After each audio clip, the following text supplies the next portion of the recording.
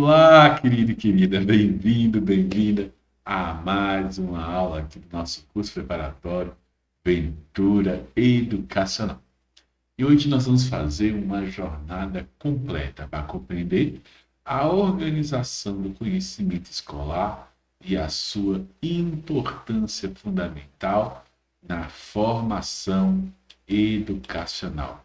Bora lá juntos, então, aprender e desenvolver os nossos saberes para que nós possamos fazer uma prova com excelência. Então pega teu caderno, anote tudo, escute, reescute essa aula, porque eu tenho certeza que assim você vai aprender.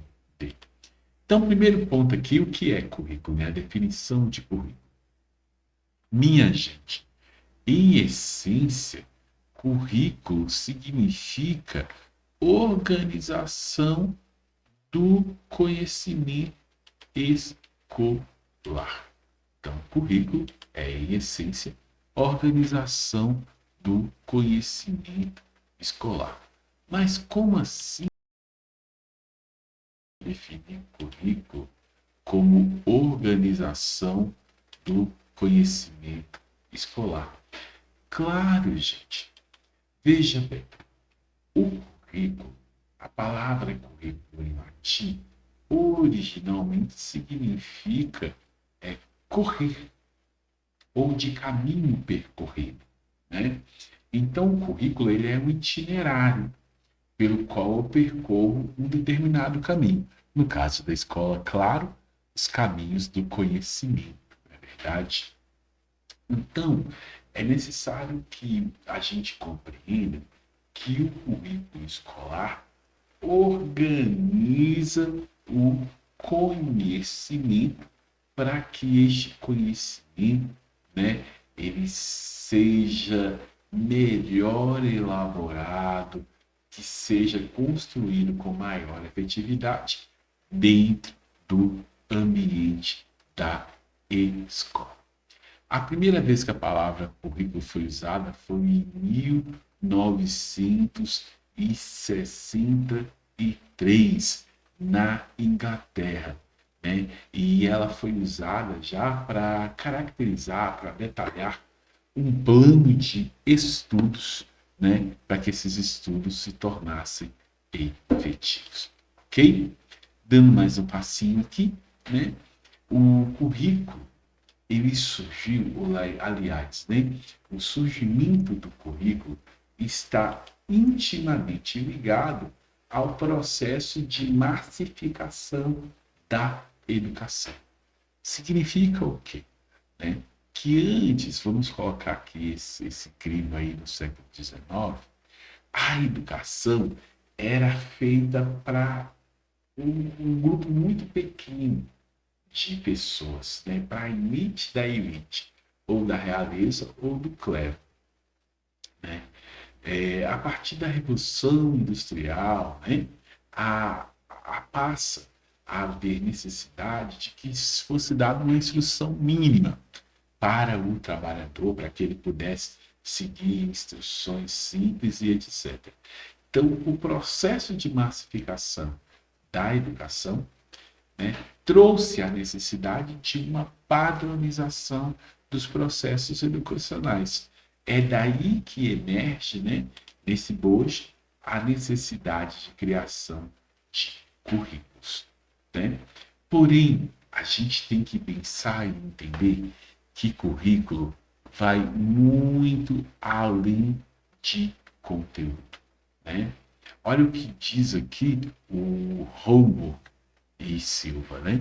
O currículo não diz respeito apenas à coleção, à relação de conteúdos, mas envolve também questões de poder, tanto nas relações professor-aluno, administrador-professor, quanto em todas as relações que permeiam o cotidiano da escola e fora também dela, ou seja, envolve relações de classes sociais, né, classe dominante e classe dominada e questões raciais, étnicas e de gênero. Então, o currículo ele está ligado intrinsecamente às relações de poder. O Silva, em 1999, ele diz que toda seleção de conhecimento é também política, né? Porque quando eu seleciono o conhecimento e eu privilegio o conhecimento de determinada classe, né? Eu estou trazendo a ideia de que esses conhecimentos são superiores aos de outros povos. Então, por exemplo, nós aprendemos como segunda língua o inglês, né? Mas por que não aprender o Guarani, que é a língua mais falada no Brasil, mesmo na época do Império, e é a língua dos povos originários dessa terra? Não é verdade? Porque a gente selecionou um conteúdo, entendendo que este conteúdo, ou selecionamos uma língua, entendemos que essa língua era mais importante que outra.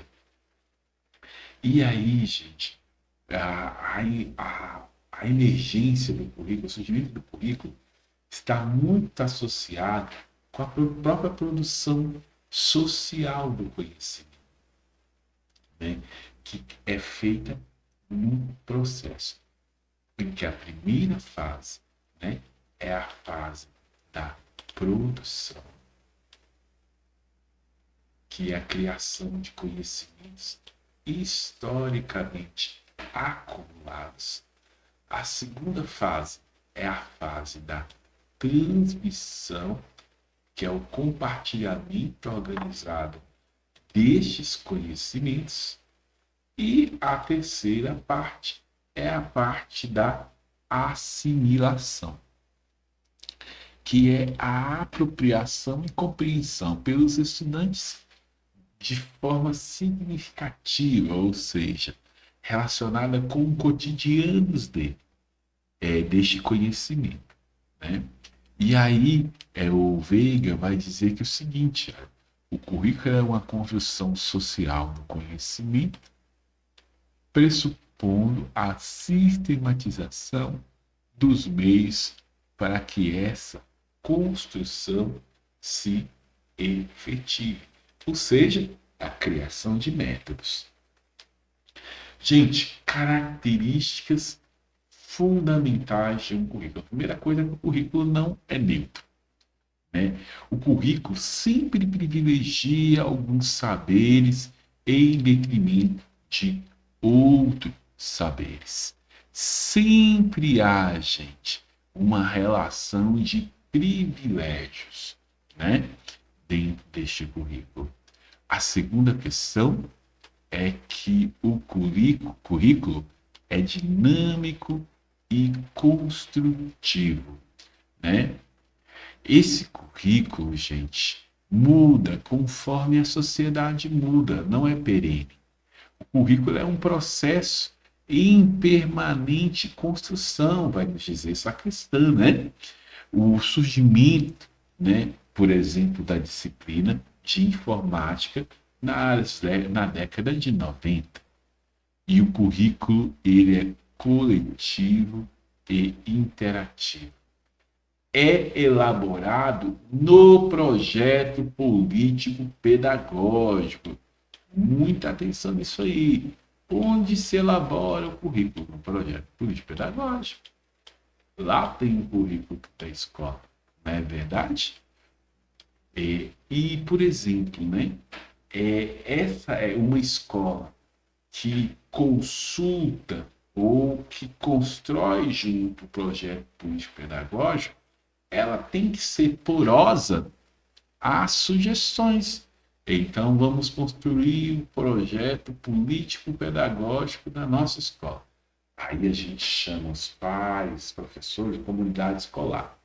E aí, aquela escola é uma escola em que o pessoal tem tradição de plantar. As mães falam, olha, precisamos que nossos filhos se alimentem melhor. O que acha de fazer uma horta?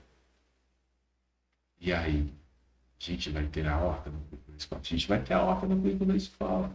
né? Que pode entrar como algo transdisciplinar, que pode entrar como algo interdisciplinar ou multidisciplinar, né? Então, este é um exemplo de um processo democrático de criação de um PPP, que é um projeto político-pedagógico, e também, por consequência, de um currículo.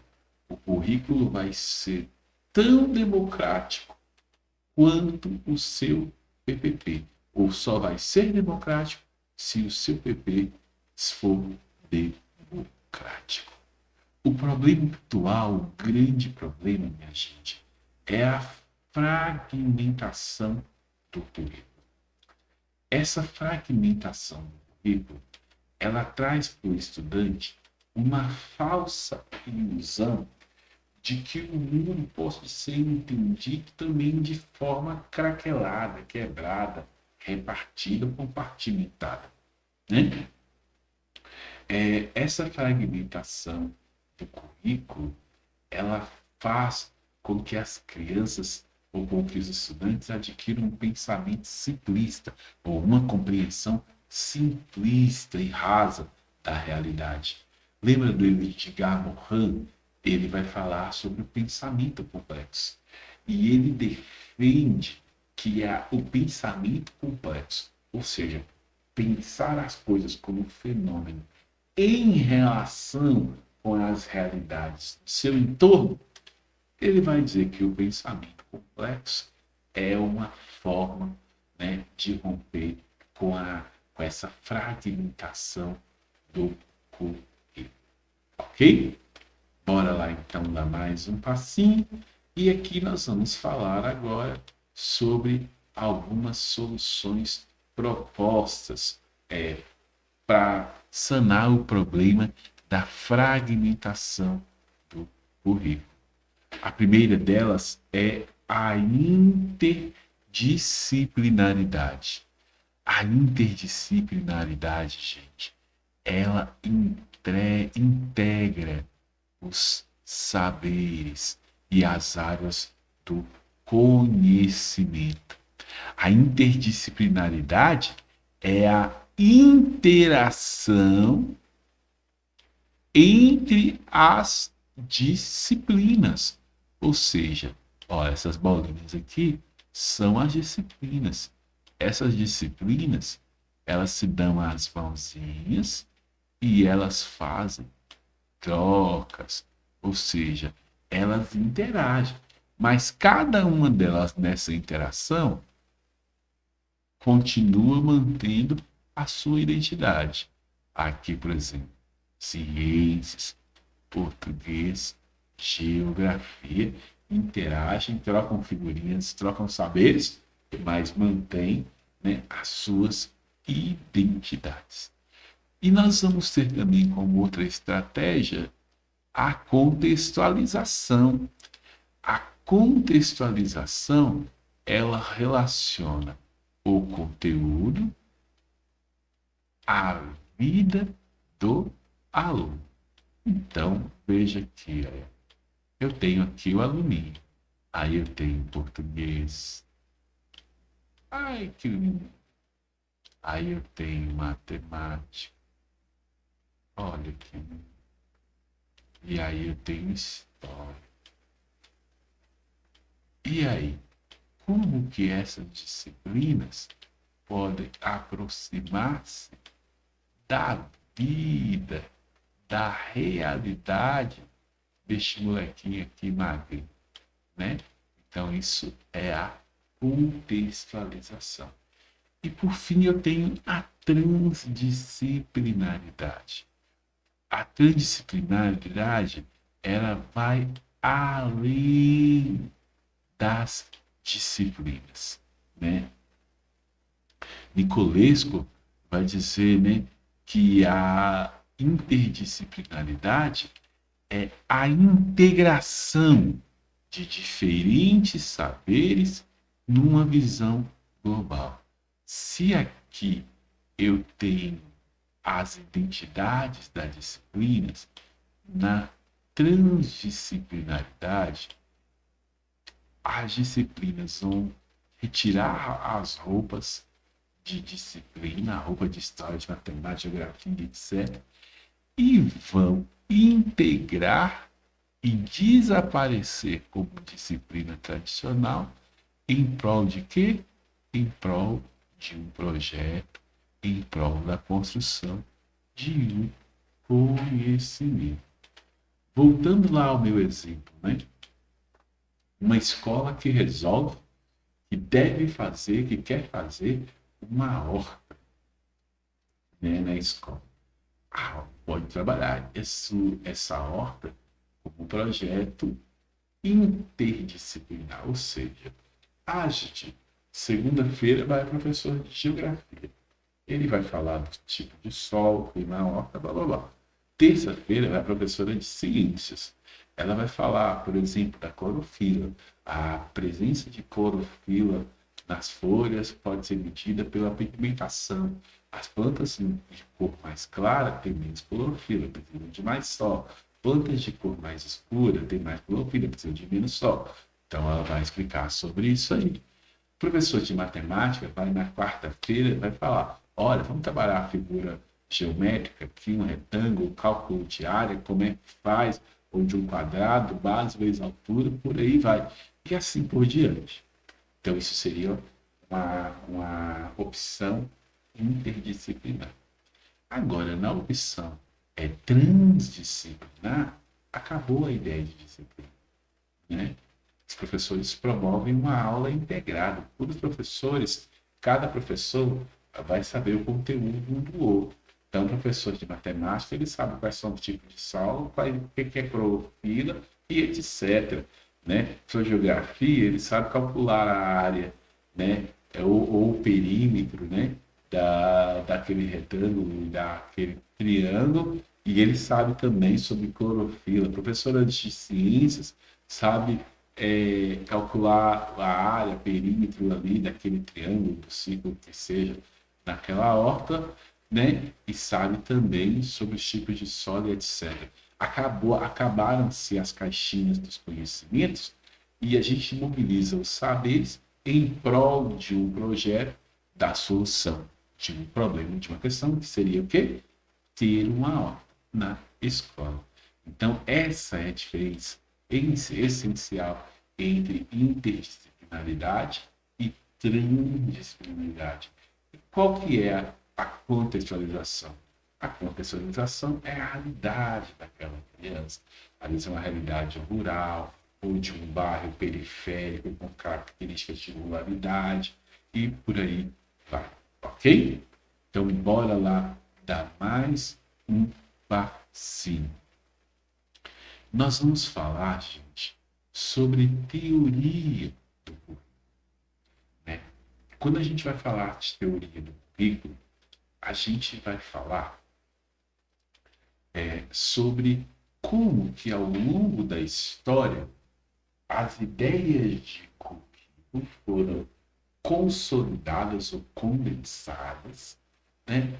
E sobre quais pressupostos essas ideias foram consolidadas ou condensadas. De um modo geral, a gente pode falar sobre três teorias, ou três tipos, bem gerais, de teorias do currículo.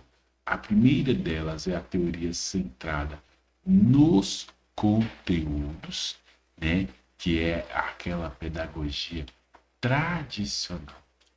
Dentro da pedagogia tradicional, gente, a que era centrada no conteúdo, né? De um modo geral, como era, né? O mais importante era o conteúdo. E a figura central era o professor. Por quê? O professor era o modelo. Por que o professor era modelo? Porque ele tinha aprendido todo o conteúdo. Entende? Então, no final, o centro é bem o conteúdo, né? Agora, já a teoria centrada no aluno, ela vai fazer a defesa de que todo o processo de aprendizagem deve estar centrado no aluno, na aprendizagem do aluno, na forma como o aluno aprende. E nós vamos ter as propostas curriculares de orientação tecnológica. O que são essas propostas de orientação tecnológica? Né? Elas estão, elas não estão nem focadas no conteúdo e nem no aluno. Elas focam nas técnicas de ensino e de aprendizagem. E aí, olha que interessante. Lá na teoria centrada em conteúdos, nas teorias do currículo centrada em conteúdos, nós vamos ter a presença de listas de conteúdos muito forte. Tem que dar isso, matemática, geografia, ciência, blá, blá, blá, blá, blá. Nas teorias centradas no aluno, nós vamos ter a presença da psicologia da educação muito forte. Aí a figura, né, proeminente de Carl Roger.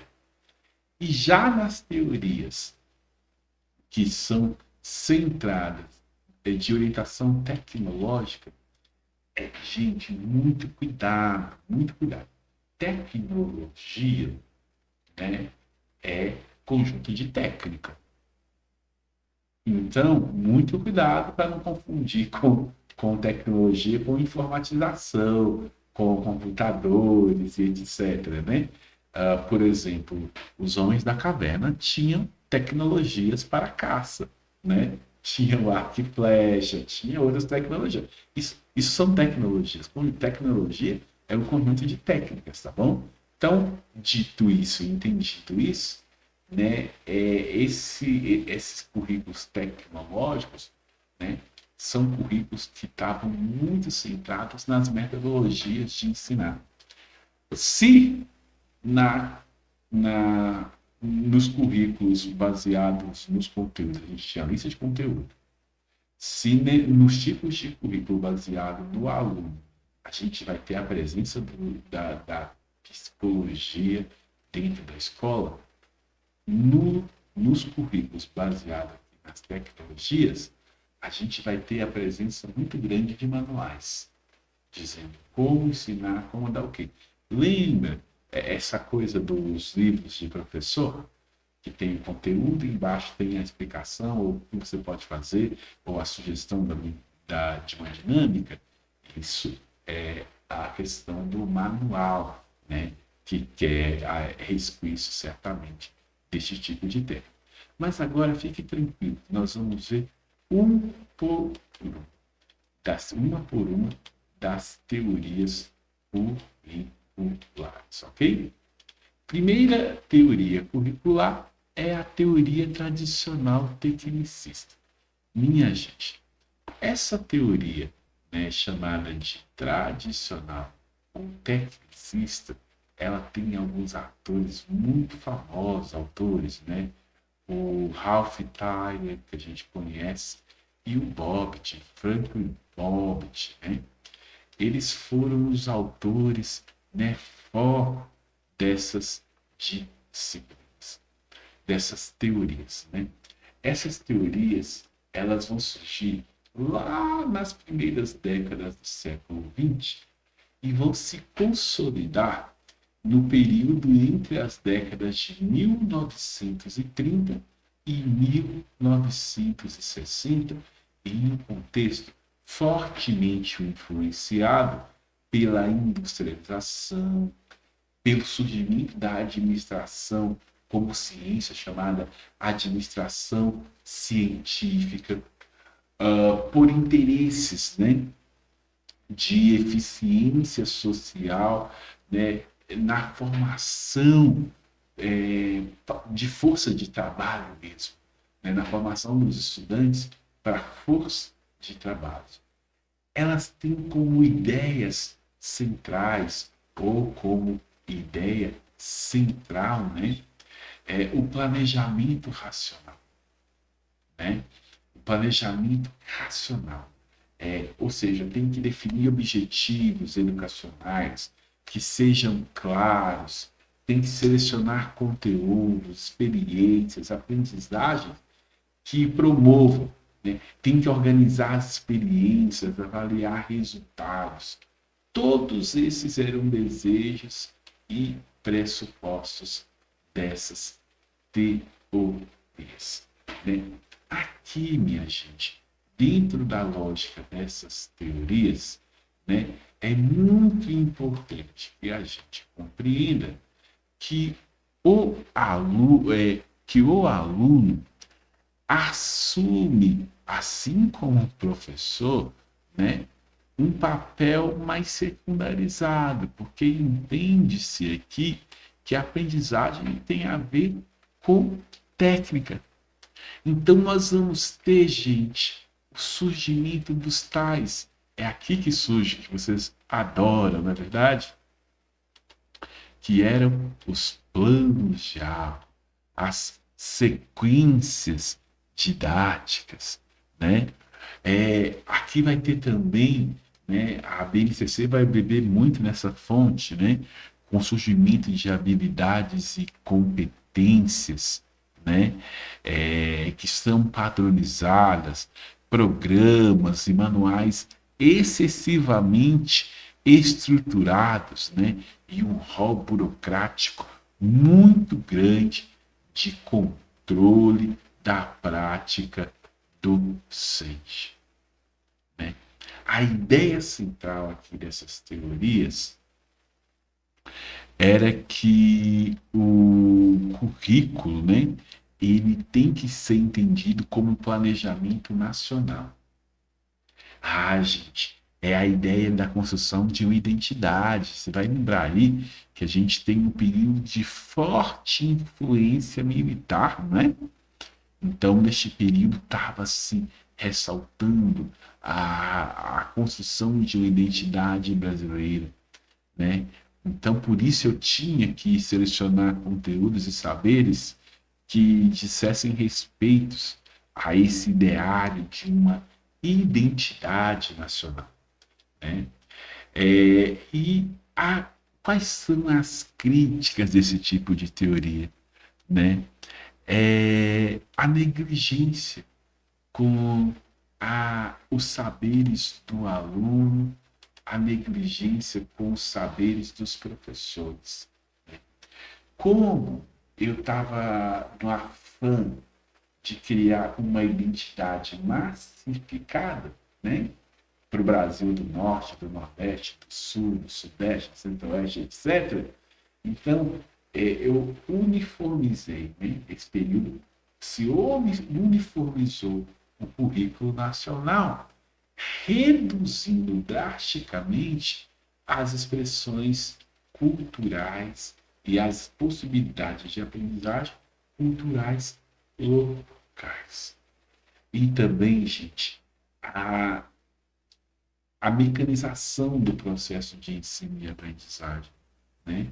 A redução do aluno como alguém passivo dentro do processo de aprendizagem, que só recebia conteúdo, e a redução da liberdade de cátedra do professor, ou seja, ele tinha que ensinar basicamente aqueles conteúdos que estavam presentes nos manuais, né, e explicados nos manuais. Agora, as teorias curriculares, vamos falar da teoria humanista progressista. É John Dewey e Kilpatrick, né? São teorias maravilhosas, inclusive, né? Paulo Freire vai beber muito em John Dewey, né? São teorias baseadas na experiência do aluno, né? E na democracia. O contexto histórico dessas teorias também é bem interessante, né? Então, veja bem, essas teorias, elas vão surgir, gente, no comecinho do século XX, né? Como reação mesmo à escolarização rígida, com ênfase tecnicista. Elas estão fortemente ligadas ao pragmatismo de John Dewey, né? E o movimento da educação progressista, né? Progressive Education, que teve auge no períodos entre 1920 e 1950, com retomadas, né? Em movimentos pedagógicos posteriores. A ideia central, as ideias centrais dessa teoria, né, era a construção de aprendizagens significativas, ou seja, aprendizagens que brotassem, que nascessem do contexto de vida dos alunos e que fosse construída, ou que fossem construídas a partir das interações entre os saberes do contexto escolar e os saberes, né, apesar de ainda dicotamizados, né, saberes chamados científicos, ou saberes validados pelos cientistas. Grande, o grande enfrentamento aqui que essa teoria quer fazer é a falta de relação entre conteúdos e realidade, né? Que foi construída pelas teorias tradicionais de educação, né? Quais são as implicações, né, para a sala de aula desse tipo de teoria, né? O uso, a gente vai ter que o uso de projetos, né, de problemas reais para os quais a escola vai buscar a solução. Então, você vai ter muito trabalho em grupo, você vai ter muita investigação orientada. Aqui você vai ter muito uso de portfólios, né? Porque a gente vai ter a predominância de uma avaliação processual, vai ter maior flexibilidade curricular e o professor visto aqui como o mediador do processo de aprendizagem, o mediador de experiências e não como um mero transmissor. Porém, né, parece muito bom, mas há também críticas a essa teoria, né? Se critica dessa teoria de currículo uma falta de uma estrutura mais melhor pensada, melhor organizada, né? Também se fala em lacunas conceituais, né? Por exemplo, a possibilidade de um mau planejamento do transporte, dos projetos, né? Em contextos de grande vulnerabilidade, grande desigualdade, por exemplo, corre-se o risco, né, de reproduzir diferenças sem garantir conceitos, né, disciplinares básicos, né? Então, é um medo de que estes projetos em contextos, essas práticas curriculares, em contextos de vulnerabilidade social, não conseguissem produzir ou garantir os conhecimentos mínimos para os alunos. Ainda nascendo das teorias curriculares, nós vamos falar agora sobre as teorias crítica do currículo. Aí, gente, nas teorias críticas do currículo, nós vamos ter grandes figuras, como, por exemplo, né, o nosso queridíssimo Paulo Freire, como, por exemplo, o Michel Apple, né, o Henri Griot, né? Todos eles são pensadores de suma importância nessas teorias. Elas vão ganhar força, minha gente, a partir da década de 70, de 90, né? E elas vão estar em diálogo com os movimentos sociais, né? Sobretudo os movimentos de cunho marxista, que essas teorias vão beber na fonte marxista, né? E eram muito críticas às formas escolares que contribuíam na reprodução das desigualdades. Ela quer se rebelar, gente, e entender o currículo como um instrumento ideológico.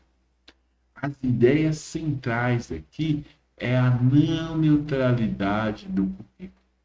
A ideia central aqui é a necessidade da construção de uma consciência crítica, né? Ou seja, nós devemos construir os alunos como seres pensantes, críticos, capazes de oferecer soluções para os problemas profundos, estruturais da nossa sociedade.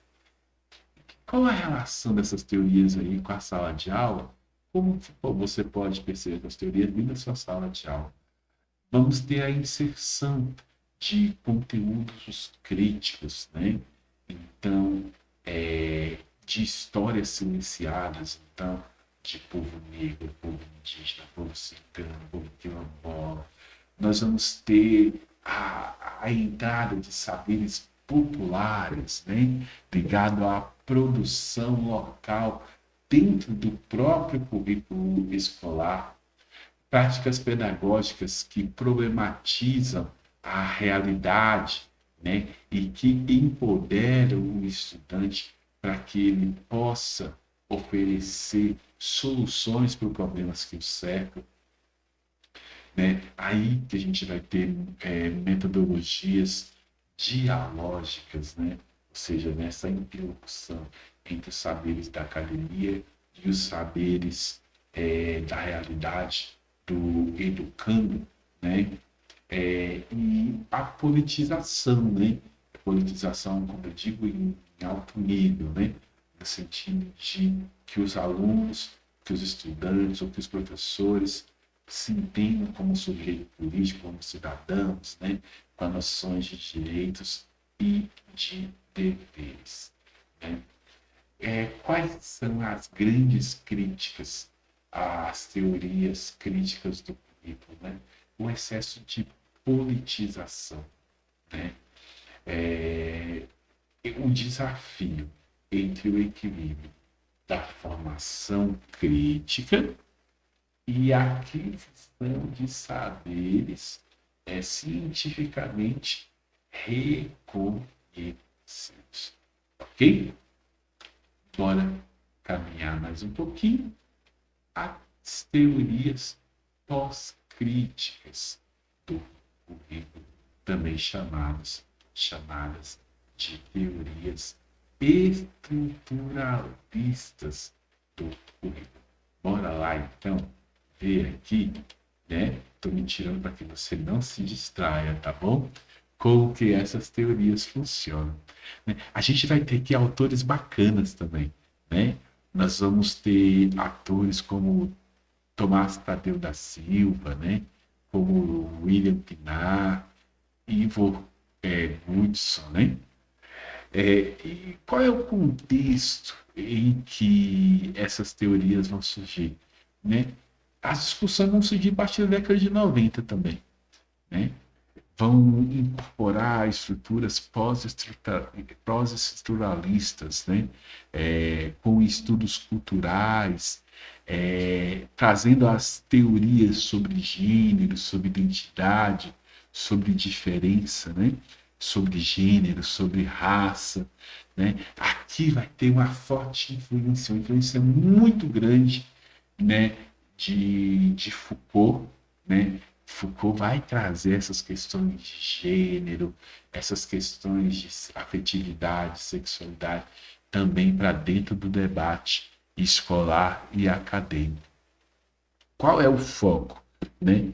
O foco, gente, é de fato repensar ou pensar, né?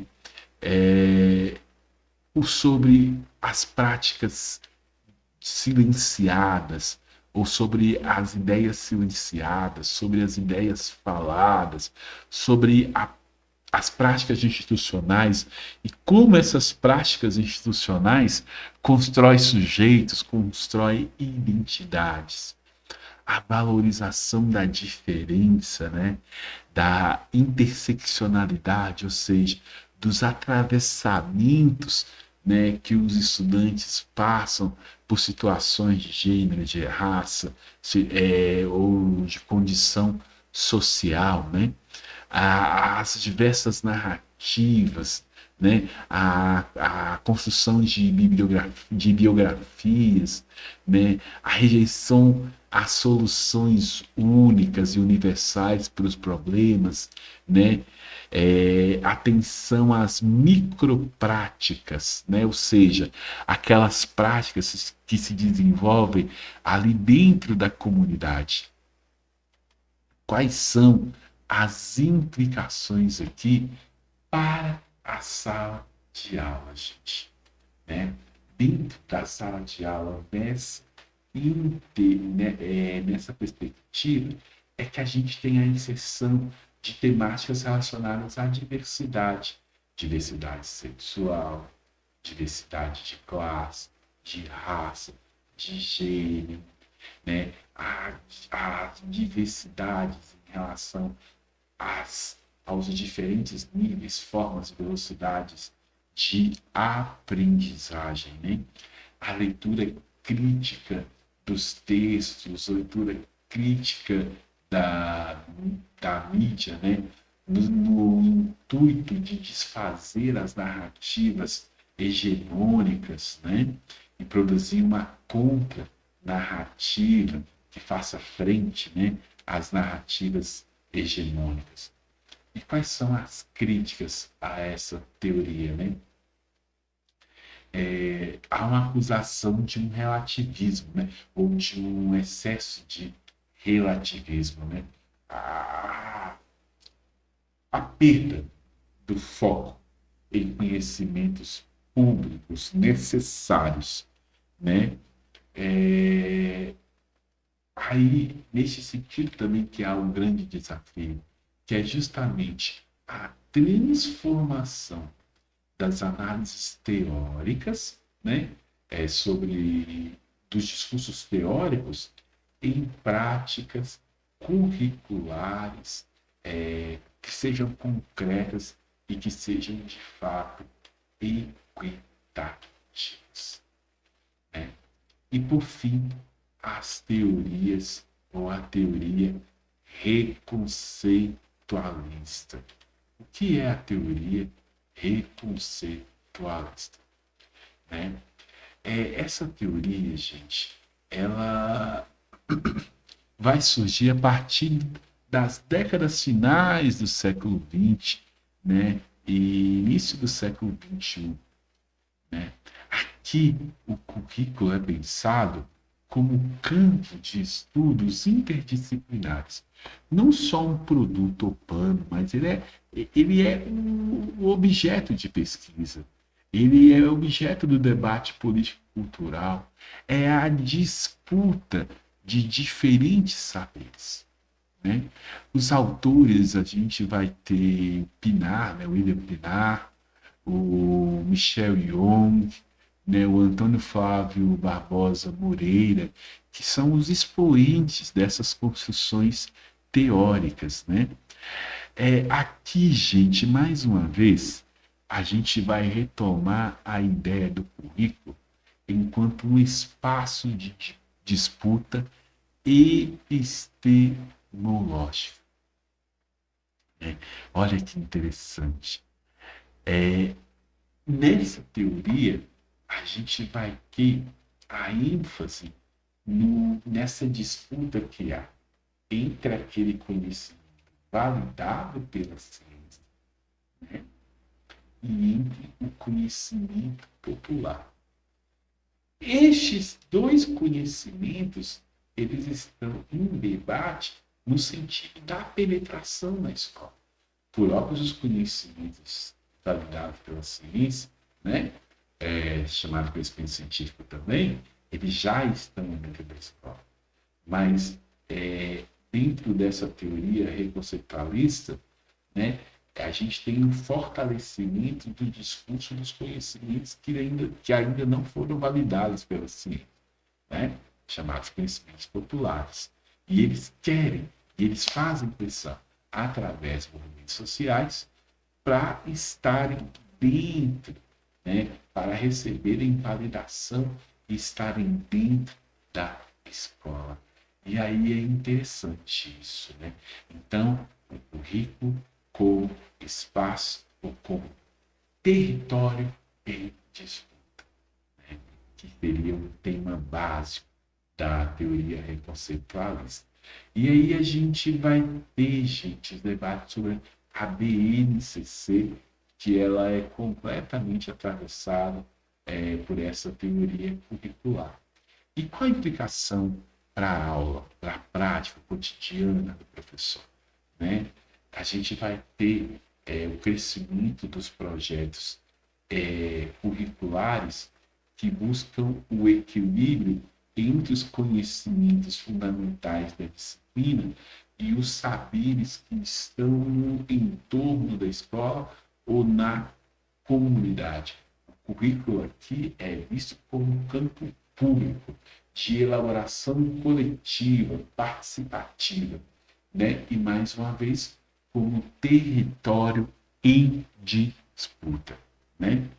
Quais são as críticas principais dessa teoria? É que é uma teoria muito complexa teoricamente e que essa complexidade teórica é um empecilho para que ela de fato se torne uma prática cotidiana na vida efetiva dos alunos e do professor. E por isso, por essa complexidade teórica, ela corre um grande risco de morrer no academicismo. Ok?